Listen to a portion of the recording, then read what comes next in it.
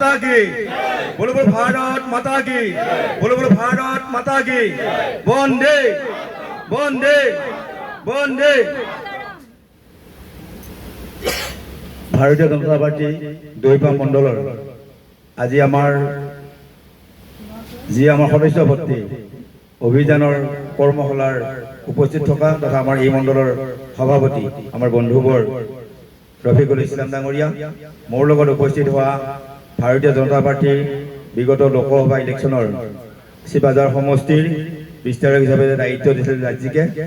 বন্ধুবৰ ভৱেশ ডেকা ডাঙৰীয়া তথা আমাৰ বিজেপি একেবাৰে সক্ৰিয় সদস্য ভৱেশ ডেকা আৰু লগে লগে এই মণ্ডলৰ সাধাৰণ সম্পাদক দুগৰাকী সাধাৰণ সম্পাদক আছে তাৰ লগে লগে এই মণ্ডলৰ আমাৰ সন্মানীয় কাৰ্যনিৰ্বাহক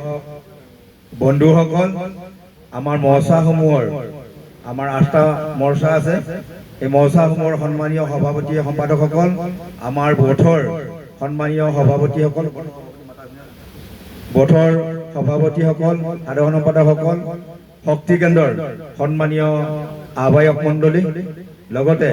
আমাৰ দলৰ বিভিন্ন স্তৰত থকা শুভাকাংক্ষী সন্মানীয় ব্যক্তিসকল আটাইলৈ শ্ৰদ্ধা আৰু শুভেচ্ছা জনাইছো বক্তব্য দেখিলে নকৰো মেইন বিষয়ৰ ওপৰত কম বাইদেউহঁতে বহুত গৰম পাইছে কিন্তু বতাহটো অহা নাই আমি অলপমান পাইছোঁ বাৰু কিন্তু আল্টিঙৰ যিটো ভিৰ আহিছে সেইটো বহুত কষ্ট পাইছে আচলতে গাছৰ তলত হ'লে আৰু বেছি ভাল হ'ল হয় মিটিংখন সভা যদি আমি গাছৰ তলত কৰি লয় এটা ঠাণ্ডা জেগা তেতিয়া আৰু বেছি বেয়া নহ'ল যা নহওক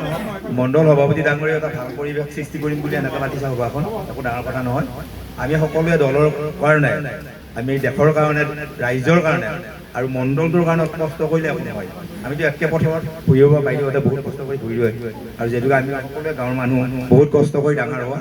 কোনো কষ্ট কোনো কাৰণে ভয় নকৰে আৰু আমাৰ যিসকল সংখ্যালঘু ভাই বন্ধু